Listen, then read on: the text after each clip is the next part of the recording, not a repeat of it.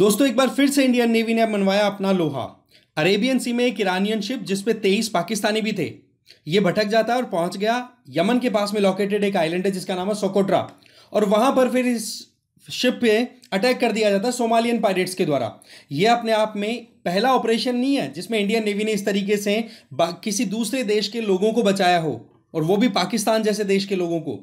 ऐसे पहले भी किया जा चुका है। पिछले लगभग 7 से 8 महीनों में बहुत सारे ऑपरेशंस कंडक्ट हुए हैं, जिनमें एक ऑपरेशन तो अगर रिसेंट ही उठा करके देखा जाए ना, तो पाकिस्तान के लगभग 19 मेंबर्स थे प्रॉबेबली, जो कि वही ईरान का शिप नाम था अल नईमी, उसको जनवरी एंड के आसपास में इंडियन नेवी ने रेस्क्यू करवाया था। सिमिलर ऑपरेशन इंडियन नेवी के द्वारा कंडक्ट कराया गया था। एक शिप था जिसका नाम है रियूएन, ठीक है, रियूएन, जो कि बुल्गारिया बेस्ड था। उसको भी फिर बाद में इंडिया ने बचाया, और उस टाइम पर बुल्गारिया के जो प्रेसिडेंट है उन्होंने ग्रेटिट्यूड भी शो किया कि भाई इंडिया जो है वाकई में एक सिक्योरिटी प्रोवाइडर के तौर पे काम कर रहा है। तो ये चीज़ अपने आप में कहते हैं ना कि एक प्राउड मूवमेंट भी है, बट साथ ही साथ इंडिया अपनी रिस्पॉन्सिबिलिटी को भी समझ रहा है कि भाई इंडियन ओशन रीजन में जो कुछ भी हरकतें होती हुई दिखाई देंगी तो वहां पर इंडिया बिना किसी इंटरेस्ट को देखे हुए कि हाँ जी मुझे क्या फायदा है, उसके अलावा इंडिया वहां पर अपना एक्शन प्रॉपर्ली करता हुआ दिखाई दे रहा है। और इस तरीके के काम करने वाले जो भी कंट्रीज होता है ना, उनको नेट सिक्योरिटी प्रोवाइडर के तौर पे भी देखा जाता है। तो ये सारी चीजों को हम एक्सप्लोर करने की कोशिश करेंगे कि किस तरीके से सारा मैकेनिज्म इन्होंने रन कराया, और ये जो ऑपरेशन था लगभग 12 घंटे चला, उस 12 घंटे में इन्होंने क्या क्या काम किया और कैसे स्टैंडर्ड ऑपरेटिंग प्रोसीजर्स को फॉलो किया जाता है इंडियन नेवी के द्वारा। अब देखो आगे बढ़े उससे पहले इंपॉर्टेंट है हमारे लिए, देखो सृजन करके हमारा प्रोग्राम चल रहा है जिसमें प्रीलिम्स मॉक टेस्ट लगाए जा रहे हैं। 4 दिन के लिए आपके लिए free of cost test provide किया जा रहा है ऑल इंडिया लेवल पे, जिसमें जीएस और सीसैट दोनों की आप एग्जाम दे पाएंगे। फ्री आप रजिस्ट्रेशन कर सकते हो ऑनलाइन जाकर के, और साथ ही साथ ऑफलाइन भी फैसिलिटीज अवेलेबल हैं करोल बाग, मुखर्जी नगर, लखनऊ और पटना, इन चारों सेंटर्स पे। और बाकी डिटेल्स के लिए डिस्क्रिप्शन बॉक्स और आपका जो कमेंट बॉक्स है वहां पर आप देख लीजिए, लिंक मिल जाएगा, एनरोल कर लो, ठीक है। अब देखो मुद्दा कुछ ऐसा है कि ये अपने आप में इंडियन नेवी के द्वारा जो काम किया गया ना, इसको पूरी दुनिया देख रही है, और पूरी दुनिया देख रही है तो कहीं ना कहीं ये अपने आप में इंपॉर्टेंट इवेंट भी हो जाता है कि हम जहां पर अपनी तरफ से कहते ना कि बिना किसी स्वार्थ भाव के हमने हमारी तरफ से एफर्ट्स डाले हैं कि कैसे भी करके एक इंटरनेशनल जो लॉज है ना उनको कैसे भी करके अपहेल्ड किया जाए। Okay, international lane of communication है, या जहां जहां पर भी आप फिशिंग के लिए निकलते हो तो वहां पर अगर आपका काम किसी दूसरे देश के लिए खतरा क्रिएट नहीं कर रहा है ना, तो वहां पर फिर आप इंडिया की तरफ से एक्सपेक्टेशन रख सकते हो कि इंडिया जो है वो बचा लेगा। और ऐसा ही कुछ यहां पर देखा जा रहा है कि इंडियन नेवी के द्वारा इस तरीके से काम किया गया, जिसमें यमन के पास में लोकेटेड एक आइलैंड जिसका नाम है सोकोट्रा, यमन की टेरिटरी है ये। आप देखते हो कि इससे 90 नॉटिकल माइल इस तरफ आ जाओ, लगभग साउथ वेस्ट की तरफ, अगेन सोमालिया की तरफ। अब आप देखो ये फिशिंग वेसल कितना दूर आ गया। अब यहां पर इसको फिर बाद में रेस्क्यू किया जाता है। ये 12 घंटे का ऑपरेशन चलता है अपने आप में, पर इसमें इंटरेस्टिंग बात क्या है, गोली एक भी नहीं चली। और ये चीज शो करती है कि इंडियन नेवी कोई भी ऑपरेशन अगर कंडक्ट कराती है ना तो बहुत रिस्पॉन्सिबिलिटी के साथ करती है। इसको हम बोलते हैं स्टैंडर्ड ऑपरेटिंग प्रोसीजर, जिसमें इंडियन नेवी ने काम किस बेसिस पे किया, 2 मेथड्स पे। एक तो सैनिटाइजेशन और दूसरा होता है आपका सीवर्दीनेस इंस्पेक्शन। इसका मतलब क्या होता है कि आप कैसे भी करके जिस वेसल को रेस्क्यू कर रहे हो जिसपे सोमालियन पायरेट्स थे, जिनके पास में हथियार थे, वो वहां पर जो क्रू मेंबर्स थे जिनमें पाकिस्तानी भी थे उनको मार सकते थे, पर वहां पर इंडियन नेवी ने जैसे ही अपना एक सिग्नल लेते ही वहां पर अपना ऑपरेशन रन कराना स्टार्ट कर दिया।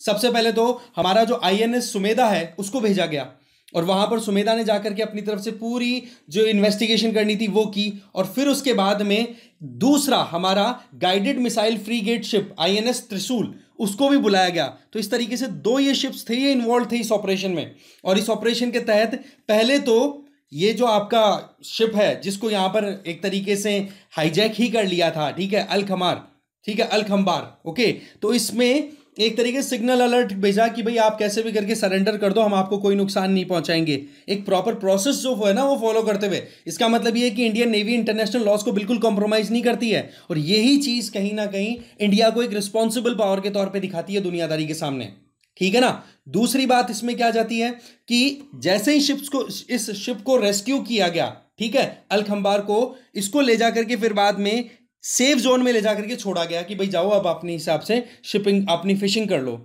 तो ये चीजें शो करती हैं कि इंडिया वाकई में एक नेट सिक्योरिटी प्रोवाइडर के तौर पे लगातार इमर्ज होता चला जा रहा है। और ये चीजें देखो अपने आप में बहुत ज्यादा इंपॉर्टेंट हो जाती है। अच्छा, रिसेंट टाइम में कितने सारे ऑपरेशंस इंडियन नेवी ने रन कराए हैं आप देखो। आईएन ये एमवी रियूएन मैंने अभी बताया बुल्गारिया वाला केस था। इसके अलावा ये आप देख सकते हो जनवरी के अंदर ही कितने सारे ऑपरेशन, 4 ऑपरेशन जनवरी के अंदर कंडक्ट किए थे, जिसमें मेन जो प्रोविजन था या मेन जो मामला उलझ रहा था वो एक तो आ रहा था देखो सोमालियन पायरेट्स, जो कि सो गए थे एक बार तो, पर ये लुटेरे एक बार फिर से जग चुके हैं। ऐसे में बताया जा रहा है कि इंडियन ओशियन एक बार फिर से सिक्योरिटी वाइज बहुत ज्यादा डिस्टर्ब्ड एरिया जो है वो बनता चला जा रहा है। वहीं दूसरी तरफ यमन में आपको पता हौती रिबेल्स हैं, वो लगातार अपने ऑपरेशन कंडक्ट कर रहे हैं। वो तो जो बड़े बड़े हमारे ट्रेडिंग शिप्स जाते हैं ना कॉमर्शियल कंसाइनमेंट को लेकर के, उनके ऊपर अटैक कर रहे हैं, कभी ड्रोन से कर रहे हैं, कभी उनके ऊपर मिसाइल ठोक रहे हैं। तो ये चीजें शो करती है कि वहां पर इंडिया जैसे कंट्री के द्वारा अगर एक रिस्पॉन्सिबल बिहेवियर शो किया जाता है तो ये चीजें बहुत ज्यादा इंपॉर्टेंट है हमारे लिए। वैसे देखा जाए तो जब कभी भी किसी कंट्री के लिए ये बोला जाता है ना कि हाँ जी ये नेट सिक्योरिटी प्रोवाइडर है, इसका मतलब ये माना जाता है कि वो बाकी देशों को बहुत ज्यादा सहायता करता है, इररिस्पेक्टिव ऑफ दैट कि उसको रिटर्न में खुद को क्या मिल रहा है, राइट। जैसे कि दूसरों की जो मिलिट्री फोर्सेज हैं उनको ट्रेनिंग देने का काम, राइट। इसके अलावा आप मिलिट्री डिप्लोमेसी जिसमें मिलिट्री एक्सरसाइजेस भी होती रहती हैं, हमारी मिलिट्री देखो आप कितनी ज़्यादा एक्सरसाइज करती है दूसरे कंट्रीज की मिलिट्रीज के साथ मिलकर के। सिमिलरली हमारी जो फोर्सेज हैं डायरेक्ट डिप्लॉय भी करते हैं हम। मान लो कहीं पर नेचुरल डिजास्टर आ गई, सुनामी आ गई, तो हमारी नेवी बहुत जल्दी पहुंचती है। हमारी जो नेशनल डिजास्टर मैनेजमेंट अथॉरिटी है उसके द्वारा बहुत एक कहते हैं ना कि बहुत एग्रेसिवली काम किया जाता है कि कैसे भी करके दूसरे देशों के अंदर अगर बर्बादी हो रही है तो हम आगे बढ़ के काम करेंगे। ये चीजें एक लीडरशिप को शो करती हैं और इस बात को यूएसए की तरफ से बहुत पहले रिकॉग्नाइज कर दिया गया था। ठीक है, शंग्री-ला डायलॉग होता है सिंगापुर में, उसमें 2009 में यूनाइटेड स्टेट्स ऑफ अमेरिका के सेक्रेटरी ऑफ डिफेंस थे जिनका नाम था रॉबर्ट गेट्स। उनके द्वारा यह कहा गया था कि इंडिया जो है वो इंडियन ओशन रीजन में एक नेट सिक्योरिटी प्रोवाइडर के तौर पर इमर्ज होकर आ रहा है। ये चीजें इंडिया को एक इंपॉर्टेंट या फिर कहें कि एक लेजिटिमेट कंटेंडर बनाती है कि यूनाइटेड नेशन सिक्योरिटी काउंसिल में इंडिया को परमानेंट सीट मिलनी चाहिए। मेरा तो मानना यह है कि देखो इंडिया का ये समय आ चुका है, क्योंकि देखो $4 ट्रिलियन की इकोनॉमी हम ऑलरेडी बन चुके हैं।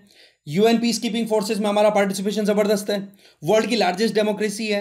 तो कहने का मतलब यह है कि लगभग जितने भी क्राइटेरियाज आपके सामने आते हैं उन सभी क्राइटेरियाज को मोर और लेस हम फुलफिल करते हैं यूएनएससी में परमानेंट मेंबरशिप के लिए। तो क्यों ना हम अपनी तरफ से अपनी बात को दबा करके और ज्यादा स्ट्रांगली रखें।